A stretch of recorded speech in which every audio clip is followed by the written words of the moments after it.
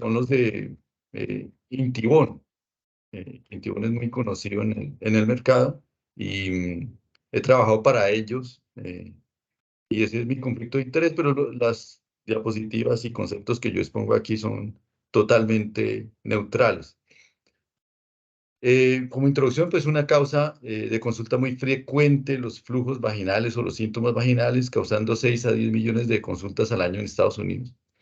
Y las infecciones vaginales afectan la calidad de vida de la mujer al causar, yo no solamente evidencio que sea un síntoma localizado vaginal, tal vez eh, uno teniendo otros síntomas o en otros órganos pudiera tener algo menos global que repercuta sobre todo el organismo, pero en el caso de lo que es la vagina para las mujeres, uno ve no solamente afectación en esa zona vaginal, sino que le afecta toda su calidad de vida, causa frustración, ansiedad, porque causa también disfunción sexual y malestar vulvovaginal. Una microbiota vaginal alterada se ha relacionado con complicaciones del embarazo, además, enfermedad pélvica inflamatoria, aumento en el riesgo en las infecciones de transmisión sexual, que lo vamos a ver al final, por qué pasa eso y por qué es tan importante también desde el punto de vista epidemiológico y clínico, conservar una microbiota vaginal fortalecida y incluso se ha relacionado con fallas en el tratamiento de las fertilizaciones in vitro. La microbiota juega un papel fundamental en procesos fisiológicos en los humanos. Eh, ya estoy hablando de la microbiota en general. Nos defiende. Somos organismos que compartimos esa incluso parte genética con nuestra microbiota, de la cual se ha reconocido más probablemente la de la mucosa oral, la intestinal, y en la vagina apenas estamos reconociendo su gran importancia.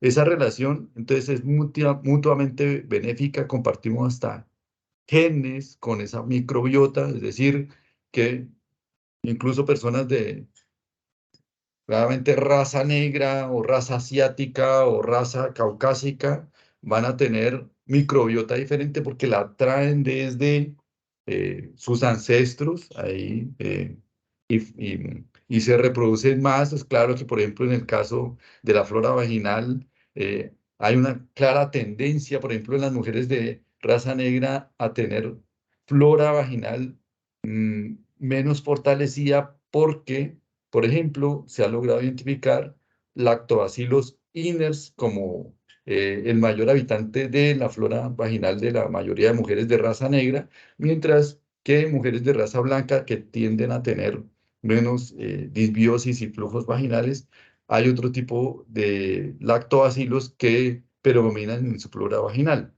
Y eso tiene que ver porque compartimos todavía incluso parte genética.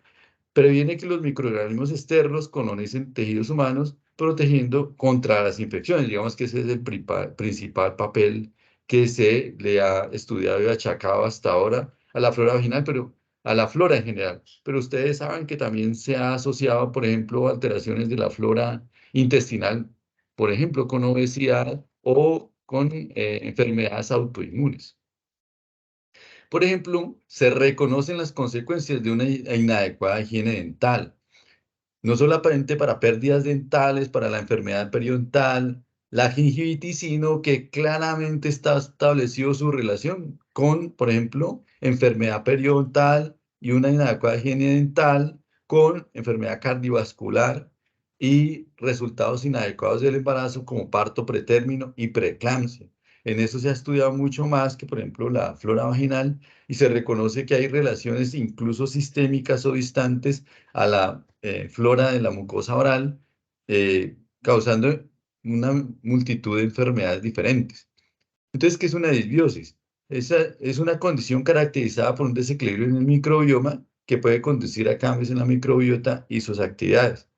Puede ser causada por la presencia de bacterias distintas a las que habitualmente habitan el cuerpo, así como una alteración en las cantidades de los componentes de la microbiota. Y esto es claro entenderlo para no ir a caer en el error que le reportan a uno en la citología, que hay presencia, por ejemplo, de células cándida, que le reportan a uno cada rato. Entonces, es tendencia que llaman a la paciente y le dicen, vea, le salió cándida en la citología, le reportaban cándida.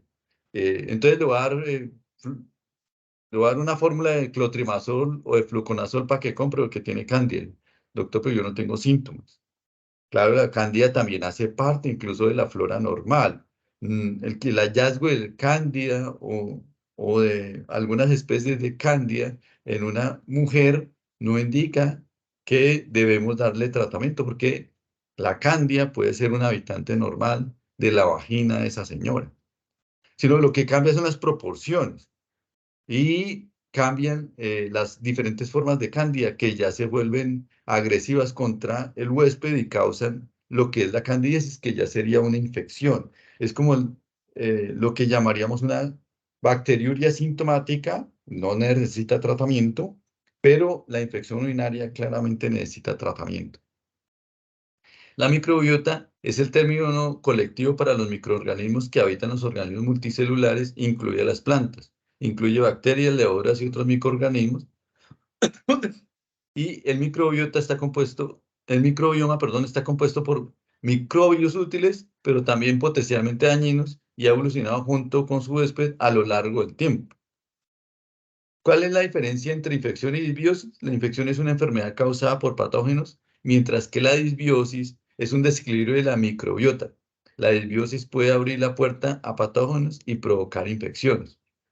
La microbiota claramente es asociada con resultados adversos en salud, pero con énfasis o con mucho más estudios a nivel gastrointestinal, encontrándola actualmente en sitios que antes se creían estériles, incluso como placenta, útero y trompas, lo cual demuestra un papel importante en el microbioma, lo cual destaca la descripción del ser humano como un holobionte.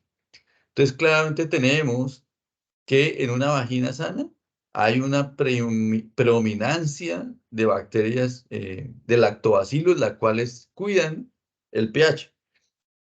Es claro entender una cosa y es que el pH vaginal es así bajo, por debajo de 4,5, como lo vamos a ver más adelante, causado por la producción de ácido láctico.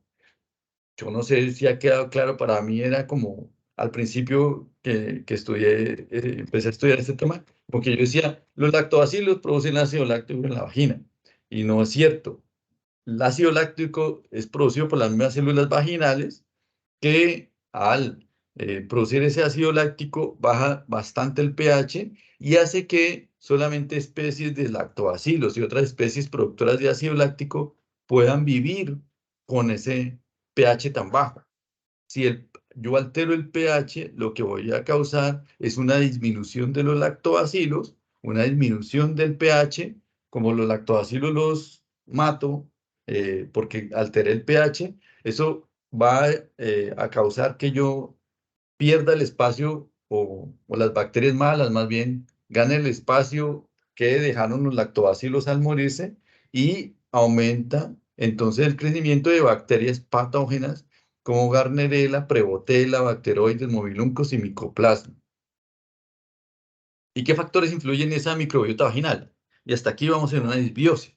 O sea, nos puede consultar por alteraciones en las características de su flujo vaginal, señoras que no tienen necesariamente una infección y ustedes lo van a ver en la consulta de ginecología, como las pacientes que se embarazan. Entonces, la señora embarazada produce más estrógeno, mucho más estrógeno produce mucho más ácido láctico.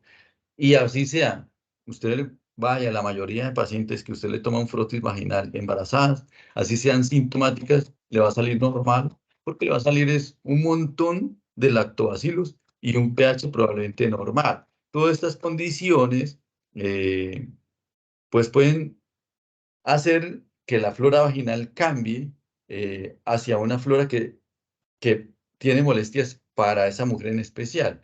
Entonces, el embarazo es muy común, la toma de antibióticos, y ahí uno sí que ve reflejado cómo la toma de antibióticos es súper dañina. O sea, no hay un medicamento que yo personalmente le tenga más miedo que a un antibiótico. Yo digo, si a una señora, porque seguido pasa que van a, no sé, eso no lo tengo yo en estadísticas confiables así, pero yo diría que un 50% de las mujeres que llegan a la consulta reportando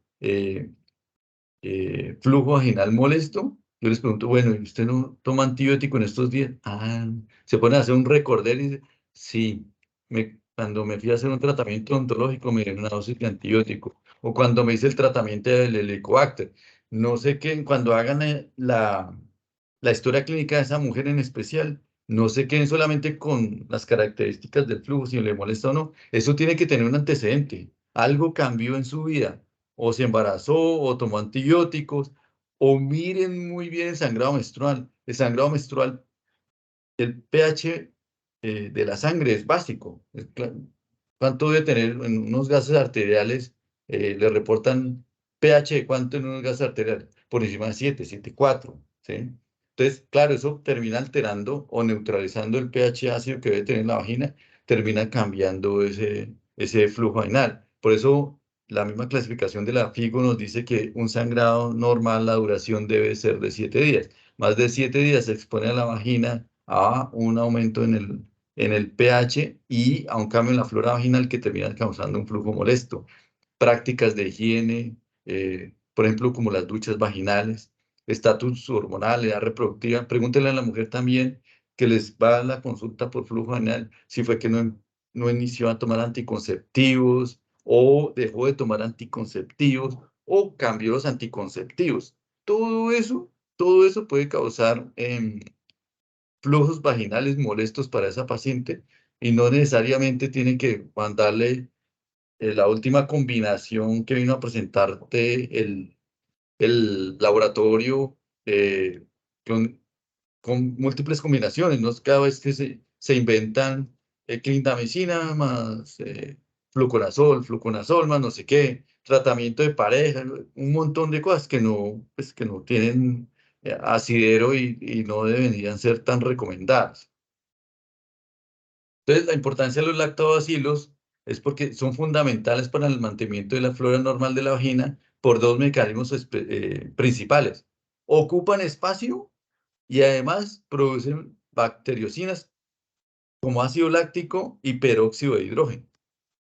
Y es claro, esta gráfica me encanta porque es claro que las niñas, antes de la pubertad, antes de la producción de estrógenos, la vagina es así, con mucha diversidad bacteriana. Pero las mujeres apenas empiezan a producir estrógenos, esos estrógenos a través del glucógeno que se acumula ahí intercelularmente, es el sustrato para producir el ácido láctico, o sea, el ácido láctico, como les dije, producido por las mismas células vaginales, bajan el pH y a ese pH tan bajito, poquitas bacterias pueden vivir, especialmente lactobacilos que se cuidan a sí mismos y ayudan a producir ácido láctico.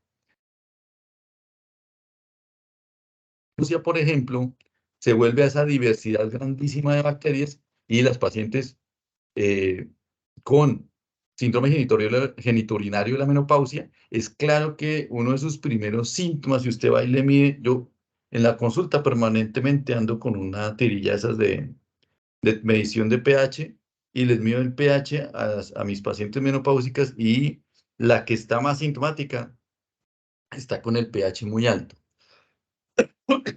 Perdón. O sea que tenemos una flora vaginal en una paciente posmenopáusica similar a la prepuber, con mucha predominancia de diferentes especies bacterianas que pueden crecer a un pH más alto. Es por eso clave también que hagamos un tratamiento de la paciente en la menopausia con un permanente cuidado de su vagina con estrógenos vaginales para que a partir del glucógeno nos cuide el pH vaginal y nos cuide, nos disminuya la diversidad bacteriana y esa señora no presente síntomas vaginales o infecciones vaginales. Miremos ahora un poquito específicamente la infección vaginal por Candida. La infección vaginal por Candida pasa por estos estadios, una flora vaginal normal, luego hay una inhibición del crecimiento, que mantiene, perdón, la inhibición del crecimiento de patógenos como la Candida, con una disminución, si hay una disminución de lactobacilos, se da lo que conocemos como disbiosis, que es el tema a tratar hoy, y si sigue esa inhibición de los lactobacilos, pues finalmente se da la infección, que es la vaginitis por cándida. Entonces tenemos una clasificación de las anomalías de la flora vaginal. Tenemos desde la flora vaginal sana, pasando por la vaginosis bacteriana, la vaginitis descamativa y la candidiasis vaginal. Cada una de esas las vamos a ver un poquitico, pero ahorita vamos a ver en adelante lo que corresponde a la candidiasis vaginal.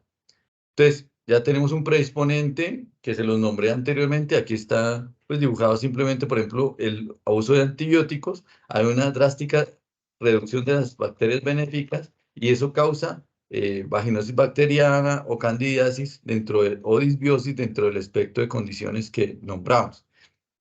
Por ejemplo, hay un aumento del incremento del pH con una disminución de los lactobacilos y a medida que eso pasa, crecen bacterias oportunistas como la Gardnerella y causan los síntomas de la vaginosis bacteriana. Entonces, normalmente la flora vaginal o la vagina está dominada por los lactobacilos y eso mantiene una mucosa vaginal sana, pero en caso de que haya una disminución de los lactobacilos, pues se crecen bacterias y microorganismos patógenos como la Gardnerella y la Cándida. Entonces, ¿qué términos debemos utilizar en este caso? Disbiosis vaginal, si hay una flora vaginal no dominada por lactobacilos y que sea molesta. O sea, pedimos un frotis y lo que nos va a salir es un pH menor de 4,5. No hay reporte de cándida, ni IFAS, ni nada, pero la señora reporta un flujo vaginal molesto. En ese caso, estamos hablando de una disbiosis vaginal. Simplemente hay un cambio en la flora vaginal. Y ya condiciones anormales son vaginitis descamativa inflamatoria, vaginitis atrófica, candidiasis vaginal y ya las ITS desde la tricomoniasis. Los síntomas vaginales generalmente están por descarga, flujo vaginal inusual, olor inusual y prurito. Entonces, el diagnóstico específicamente de la candidiasis se hace con una descarga blanca grumosa, de un olor usual, un pH menor de 4,5, pero el examen físico vamos a ver escoriaciones en la vulva con flujo blanco adherente y grumoso. Eh, Tenemos entonces una vulvogenitis que en el 10% de los casos es complicada porque puede ser recurrente, más de 4 en un año, o severa cuando existe compromiso inmune, pero el 90% de las vaginitis por cándida son no complicadas. Esto afecta hasta el 75% de las mujeres en edad reproductiva. Y como les digo, la cándida puede ser un habitante normal de la vagina porque se ha aislado hasta en el 64% de la vagina de mujeres asintomáticas, o sea que hace parte del microbioma vaginal. Ya cuando tenemos formas de IFAS en mujeres con síntomas, pues estamos ya hablando de una candidiasis vulvovaginal. Podemos utilizar tratamientos empíricos y eso está establecido que sí, los tratamientos empíricos, incluso en OTCs de venta libre que la paciente puede ir a comprar a la farmacia, están todos estos, clotrimazol vaginal, cremas y óvulos, miconazol, tioconazol, terconazol, y ya pues formulado el fluconazol. Pero estos, sobre todo el clotrimazol, es algo que utilizan muchísimo las pacientes y voy a mostrar un artículo pequeñito, porque si no todos los casos de flujo vaginal molesto requieren una consulta médica. Y hay otras opciones que incluye el CDC, pero que no están disponibles en Colombia, como miconazol, tioconazol, glutoconazol y especialmente ácido bórico, que ya les doy ahorita un truquito de dónde podrían conseguirse, porque sí específicamente a veces necesitamos ácido bórico dentro del arsenal terapéutico para el tratamiento de los diferentes síntomas vaginales. ¿Qué hay de nuevo? Pues pensé que en determinado caso, pues los síntomas vaginales, flujo vaginal iban a ser un tema viejo que no iba yo a encontrar ningún artículo nuevo, pero me encontré si hay la retoma como tratamiento de la vaginitis por cándida del clotrimazol vaginal, una dosis, por eso me parece que es algo al cual las pacientes podrían acceder sin tener que pasar por la consulta médica y tienen una clara estudio y recomendación. Aquí, por lo menos en este estudio que comparan con clotrimazol de 500 miligramos intravaginal versus fluconazol de 150 miligramos oral, que en este caso sería el medicamento que sí requiere fórmula médica, mientras que este clotrimazol es de venta libre, incluso en Estados Unidos y en Colombia. Entonces, dividieron las pacientes en dos grupos, las de clotrimazol 500 miligramos y fluconazol de 150 miligramos, y las recuperaciones y las variables clínicas fueron muy similares a los 7 y 14 días y a los 28 y 35 días, como un estudio de no inferioridad del clotrimazol comparado con el fluconazol. Entonces, obtuvieron que en este estudio, que la microflora vaginal durante el tratamiento fue similar para los dos grupos. Mejoría para ambos en el tratamiento de la candidiasis severa. Se siguió encontrando concentraciones vaginales de clotrimazol luego de 3 días de tratamiento, con clotrimazol de 500 miligramos, pero con concentración en sangre sistémica de apenas 0,01. O sea, es seguro para utilizar en el embarazo. Pocas reacciones adversas y los pacientes de este estudio no descontinuaron el tratamiento en el grupo fluconazol. Se presentaron sí 2 casos de urticaria. Entonces, ¿qué tenemos como conclusión de este estudio? Hay una respuesta similar, clínica y microbiológica en ambos grupos para el tratamiento de candidiasis vulvovaginal severa. 2 dosis de 500 miligramos de clotrimazol vaginal versus 2 dosis de 150 miligramos de fluconazol oral, con una curación similar del 90% de los pacientes, por lo cual se considera que el uso de clotrimazol vaginal fue mucho más seguro. Ahora hablemos de los otros espectros que tienen que ver que son los más comunes dentro del tratamiento, dentro de las causas de consulta de los flujos vaginales o síntomas vaginales, y son los que tienen que ver con las bacterias. Ya pasamos por lo que es la cándida, que es el hongo más común. Ahora miremos lo que tiene que ver con las bacterias. Entonces, si comparamos el frotis vaginal normal, donde tenemos claramente un pH menor de 4,7, un olor de amina negativo, células claves ausentes, células epiteliales maduras escamosas, neutrófilos ausentes, flora vaginal dominada por los lactobacilos, eh, y lo comparamos contra las vaginosis bacteriana, en la cual vamos a tener un pH mayor de 4,7, y ya vamos a ver cómo diferenciamos estos dos y cuál será la diferencia de tratamiento entre la vaginosis bacteriana y la vaginitis descamativa, que es muy importante y ya lo vamos a ver. Entonces, el pH de la vaginosis bacteriana es de más de 4,7, olor a amina positivo, células claves presentes, células epiteliales maduras escamosas, neutrófilos ausentes, que es la diferencia principal con la vaginitis descamativa, y la flora es abundante con muchos cocobacilos. Y vamos a encontrar, pues ya no lactobacilos, sino una flora vaginal dominada por especies de Gardnerella, Atopobium vaginae y otros. Y en la vaginitis descamativa también vamos a tener un pH mayor de 4,7, pero el olor a amina es negativo, las células claves están ausentes, las células parabasales son inmaduras, y los neutrófilos, que es muy importante, están presentes. Y ya lo vamos a ver. Hay otros, ya hay especies, sobre todo Escherichia coli y Streptococcus del grupo B. Esta condición se presenta mucho en pacientes que tienen pues, relaciones sexuales eh, anales vaginales, y esto hace que la flora vaginal de ellos se cambie mucho de ella se cambie mucho hacia la E. coli. Entonces, la flora vaginal normal se caracteriza así, muestra una mucosa cervicovaginal saludable y una pequeña cantidad de flujo vaginal. No esperemos que la mucosa vaginal esté totalmente limpia, siempre va a tener algo de flujo. Hallazgos que son consistentes con un predominio de lactobacilos, y hay una ectopia cervical fisiológica, y el moco cervical, claro, también se evidencia.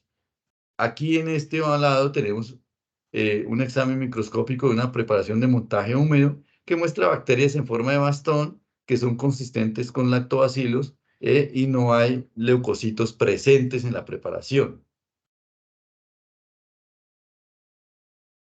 En la vaginosis bacteriana eh, se dan flujo vaginal pesado, lechoso, homogéneo, y claramente se ven burbujas, lo cual hace pensar que hay un subproducto de bacterias anaeróbicas. Y hay células epiteliales vaginales cubiertas por cocobacilos en el examen microscópico, lo cual, estos son las famosas células clave. Y característico respecto a la vaginosis, a la vaginitis descamativa es que no se ven leucocitos, solamente las células clave, y al examen físico tenemos esta característica de flujo amarillo con burbujitas.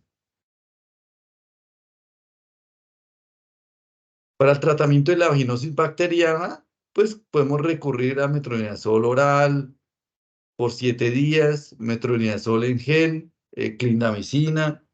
Otros de regímenes alternativos está el tinidazol y la clindamicina por 7 días, o la clindamicina bulos de 100 miligramos intravaginal por 3 días. Digamos que son tratamientos cortos, sencillos, y que no son muy dispendiosos. Mientras que la vaginitis inflamatoria escamativa se muestran las características acá, en este lado, se evidencia un flujo vaginal abundante, amarillento, y la mucosa cervical inflamada, con examen microscópico que muestra un alto número de leucocitos. Hay un montón de células de leucocitos, con predominio de leucocitos mononucleares y células parabasales redondas, que son estas por acá que se ven más tenues, y hallazgos que son consistentes con demasiada inflamación. ¿Qué es clave en esas vaginitis descamativas? La clindamicina tal vez sea el medicamento de elección, porque la clindamicina, eh, y voy a hablar aquí de otro término que de pronto no nombra mucho, las bacterias, tanto las buenas como las malas, lactobacilos, que serían los buenos, hacen una película, hacen un biofilm para protegerse. Por lo cual, a veces, cuando damos tratamientos para floras vaginales inadecuadas, tanto disbiosis, vaginosis, cándida, son inadecuados porque no se rompen esos biofilms. Los tratamientos sí bajan la población de las diferentes bacterias, nos matan pues la Gardnerella un poquito, pero dejan el biofilm ahí y ella vuelve y crece y no la podemos matar. Por eso a veces son inefectivos. Es clave cuando diagnosticamos. Entonces, ¿cómo lo diagnosticaríamos? Fácil. Una vaginitis descamativa respecto a una vaginosis bacteriana, pues pedir un frotis vaginal con toma de pH. Entonces, si tenemos un pH vaginal alto, un flujo vaginal que lo vemos abundante, a veces no es fácil diferenciar, pero claramente, si tenemos un número alto de neutrófilos en la preparación, de leucocitos en la preparación, claramente estamos ante una vaginitis descamativa, y lo que más necesitamos es clindamicina, y la clindamicina es clave en romper esa película que forman estas bacterias y que hace difícil a veces que nuestros tratamientos sirvan. Como estas pacientes tienen tanto sintomatología, al igual que la paciente con cándida de prurito, laceraciones, a veces nos toca darle hidrocortisona o clobetasol, pues hay tópico para mejorar. Y esto es lo que les digo, que es muy importante, la película que forman las bacterias buenas nos impide incluso el paso de infecciones de transmisión sexual. Cuando esa película la rompemos porque no estamos cuidando la flora vaginal, que sea fortalecida, adecuada, pues tenemos paso de infecciones de transmisión sexual, incluso hasta del virus del papiloma humano. Entonces, conclusiones generales. Los síntomas vaginales, más que infección, son disbiosis. La mayoría de mujeres que van a la consulta no tienen como tal una infección. Tienen infección las que tienen, pues al examinarlas, las que tienen claramente el flujo blanco adherente grumoso, que es cándida, usted le toma un pH además y tiene menos de 4,5. A veces esa paciente se presenta con síntomas como prurito y irritación vulvar. Esa paciente pues hay que darle fluconazol. Si la paciente se presenta con un flujo amarillo y un pH de más de 4,5, estamos ante o una vaginosis bacteriana o una vaginitis descamativa. Y también es clave hacerle entonces el frotis vaginal para saber si tiene leucocitos que nos diferencien los dos estados. Y como les digo, es clave en el caso de la vaginitis descamativa utilizar, em, utilizar ay, se me fue la palabra, clindamicina. Debemos utilizar tratamientos cortos, incluso en la candidiasis severa. Y yo voy a eso porque las pacientes a veces abandonan el tratamiento porque, por ejemplo, en el caso del metronidazol, por 7 días, pues nadie se toma eso con esa gastritis tan berraca que da. Entonces lo abandonan a los 2 o 3 días cuando se siente un poco mejor. Debemos usar la opción que demuestre mayor seguridad. La mayoría de candidiasis van a responder adecuadamente al manejo usual, o sea, al que se compra de venta libre la paciente en la farmacia, el clotrimazol de 500 miligramos. Buscar siempre el origen de la infección, y esto es súper clave, no ir de una vez a examinar a la paciente a ver qué alteraciones tiene, qué descamación tiene, qué laceraciones tiene o qué clase de flujo tiene, sino preguntarle por un antecedente que fue el que generó todo el problema, si fue que utilizó antibiótico, si es que está utilizando una ropa inadecuada, cómo es su condición de higiene vaginal. Y yo aquí siempre comparo esto, porque nosotros los ginecólogos y bueno, y los médicos en general nunca le preguntamos a la señora cómo se hace la higiene, que si utiliza jabón, que si utiliza agua, por qué entonces le está dando tanto flujo, si es que está utilizando duchas vaginales, no sé, qué sé yo, eso no lo preguntamos. Y yo hago el paralelo siempre con los odontólogos, que mi esposa es odontóloga, y yo voy con los odontólogos. Usted va a que le hagan un tratamiento, le calzan una muela y de ahí sale súper preguntado que cómo utiliza la seda dental, que si utiliza un cepillo Oral-B, Colgate, le recomiendan un cepillo, le recomiendan una crema dental, le dicen cómo debe hacer la higiene. Eso deberíamos hacer los médicos y en especial los ginecólogos, porque nos hace falta mirar el generador del problema en esa paciente que nos consulta o nos reconsulta por problemas de flujo vaginal. El cuidado de la flora vaginal disminuye la probabilidad entonces de otras condiciones de infección de transmisión sexual, incluido el virus del papiloma humano. Muchas gracias. Yo le traía aquí, pues, porque al final hablé de preguntar sobre higiene vaginal y uno cree a veces que no existe una guía de higiene vaginal. Y sí, el Royal College de Obstetricia y Ginecología tiene esta guía que ustedes la pueden consultar. Y en esa guía, pues entre otros tópicos, creo que aquí tengo el resumen de las recomendaciones. eh, Resumen de las recomendaciones. La mayoría de las mujeres con un trastorno vulvar, por ejemplo, dermatitis de contacto o vulvaginitis, necesitan asesoramiento sobre el cuidado de la piel de la vulva y cómo evitar los irritantes de contacto. Lavarse con agua puede resecar la piel y empeorar la picazón. Use una pequeña cantidad de sustituto de jabón y agua para limpiar la vulva. Nos hemos convertido, y ese mismo ambiente académico en el cual estamos también en la Universidad de CESI, en la Fundación Valle Lili, pues nos ha permitido decir, bueno, nosotros a veces los médicos y los ginecólogos en particular, a veces como que satanizamos determinado medicamento, producto o intervención. Pues en este ambiente académico totalmente neutro es donde debemos nosotros pues revisar si existe o no literatura para recomendarlo o definitivamente para no recomendarlo. Y eso fue lo que hicimos, por ejemplo, en el caso de los jabones o limpiadores íntimos para saber si se podían aplicar o no, porque pasa que la industria lo sacó primero, las pacientes lo quieren utilizar porque se sienten limpias y nosotros los médicos y en especial los ginecólogos le decimos no señora, no utilice eso, su vagina la debe lavar con solo agua. Y no, pues discutamos eso y lo que sacamos de conclusión, por lo menos en la fundación, fue, por ejemplo, que hay un espacio para que utilice la paciente el producto de higiene íntima, pero con esta recomendación. Dúchese en lugar de bañarse en la tina y limpie la vulva solo una vez al día.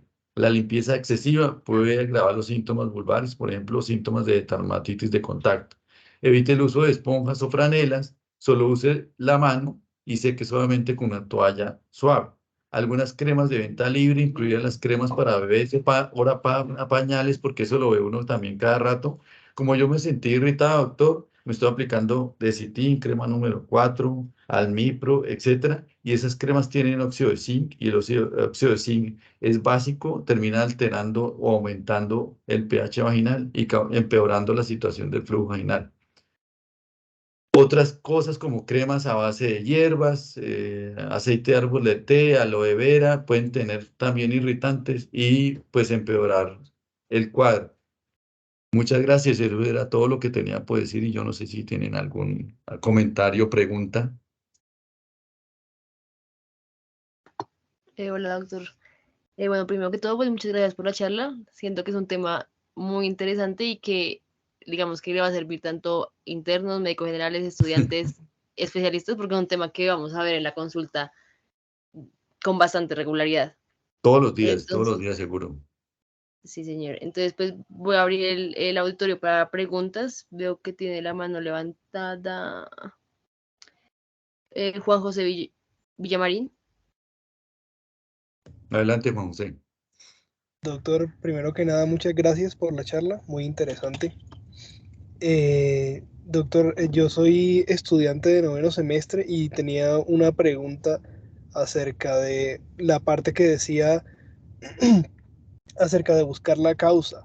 Mencionaba Sí. algo acerca de ropa inadecuada y quería preguntarle si nos puede profundizar un poco más Ah, acerca. perfecto. Sí, sí, sí, me faltó de pronto por la premura de no extenderme mucho, pero ropa inadecuada es ropa, no como que le señala a uno que la ropa que deje respirar la vagina. No, la ropa que no acumule humedad. Entonces, claramente, el utilizar mucha ropa de licra, eh, lo que hace es retener la humedad y aumentar, retener todas esas secreciones, porque la vagina, a veces uno no cae en cuenta, pero la vagina recibe secreciones, imagínense, de la misma vagina, de las glándulas de Skene, de las glándulas de Bartolini, cerquita le queda el recto, cerquita le queda la uretra y además tiene un montón de glándulas sudoríparas y es la de las pocas pieles del cuerpo humano que no tiene estrato córneo.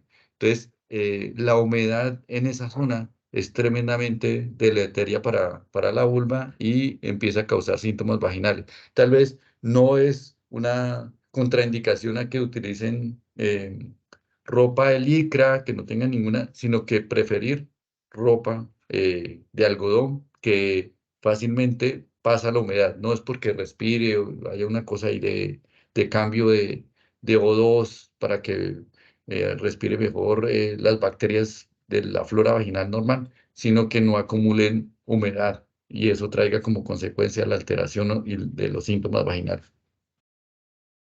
Listo, doctor, muchas gracias. Con gusto.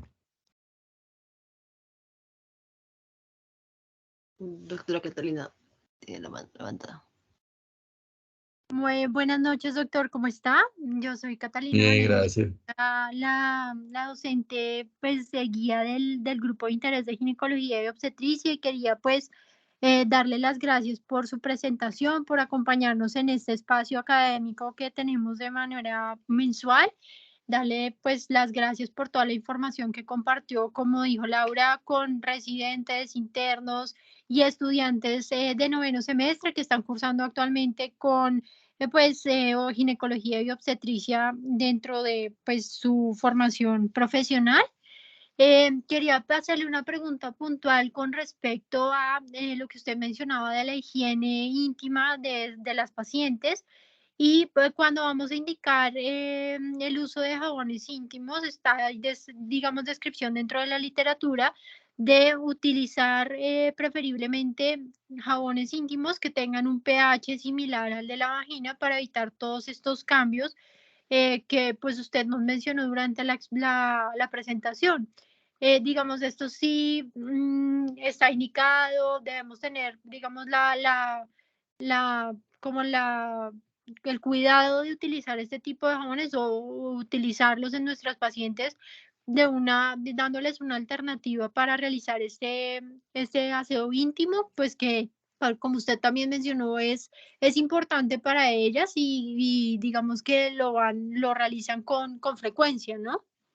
Sí, claro. Pues yo creo que dos cosas claves ahí. Uno, que no, que las mujeres a veces quieren sentirse muy limpias en esa zona y abusan del aseo, entonces se bañan 2, 3 veces. Está clara la recomendación que debe ser el aseo una vez al día.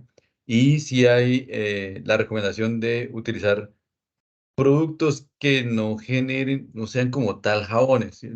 Ya como nos quedamos en el ambiente que era un jabón íntimo, pero en realidad los últimos productos, y ahí sí me meto un poquito, pues con una empresa que he estado trabajando y son los de Intibon, hemos desarrollado y hemos visto que lo que debemos hacer es recomendar eh, productos que como tal no son jabones. Los jabones tienen una reacción de saponificación y esas reacciones de saponificación pues generan un aumento del pH. O sea, usted puede tener un jabón en barra, por ejemplo, que usted le ponga como la prueba esa que hacen, que le ponen el papelito de indicador del pH y da un pH hasta ácido, pero a la hora de hacer la reacción de saponificación, eso genera radicales libres que genera, es un aumento del pH, un pH de 8. O sea, esas reacciones de saponificación son inadecuadas para el aseo genital.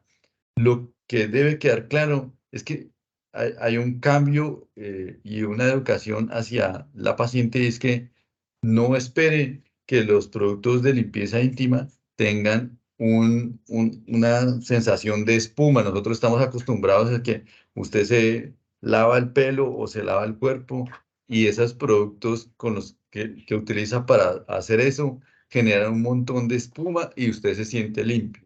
En el caso del aseo íntimo, esos productos no deben generar espuma porque si generan espuma, eh, generan reacciones, quiere decir que están generando reacciones de saponificación y van a tener una elevación del pH. Y sí es claro que deben tener un pH pues similar al de la vagina, un pH de 4 o 5 o menos, para no alterar el pH vaginal. Debe ser aplicado con la mano y enjuagada con el agua que corre y no con agua dirigida hacia la vagina. Pero sí hay unas recomendaciones puntuales importantes. Muchas gracias por esa pregunta. Muchas gracias a usted, doctor. Muy amable.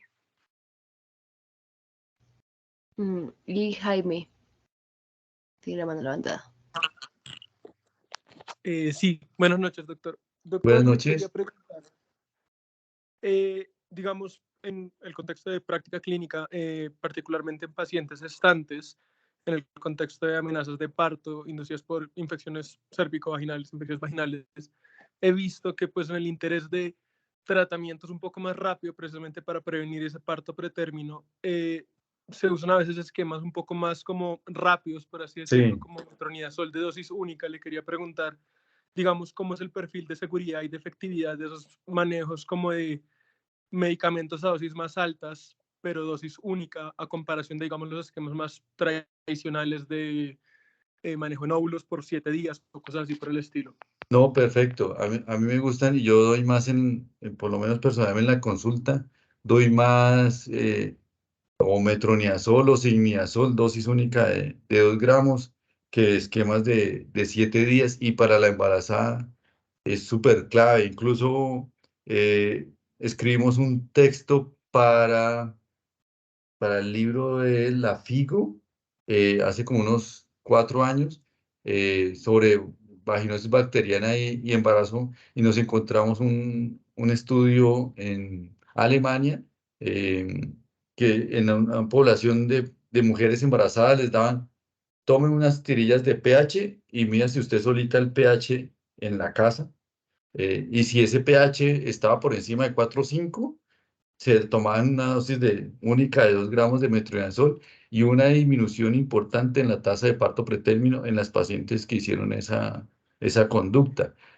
Al final, lo clave es esté mirando en la paciente embarazada dentro de los exámenes diagnósticos, hágale un frotis. Claro, si la paciente te manifiesta que tiene un flujo, pues examínela y mire a ver qué características tiene el flujo, que a veces, pues blanco es, gallina lo pone, pues es un flujo de cándida, pues usted le da el tratamiento para cándida, pero a veces no es fácil o no sabemos si es un flujo patológico o la paciente no tiene síntomas de ese flujo, pues entonces lo que tenemos que hacer es estarlo en la pesquisa, en el tamizaje, están pidiendo a esas pacientes frotis vaginal porque claramente las infecciones vaginales, vaginosis bacteriana está asociada al parto pretérmino.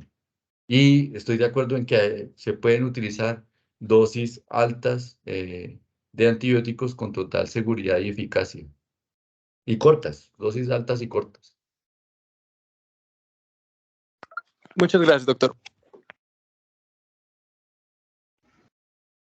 Listo, no sé si alguno más tiene alguna otra pregunta o comentario.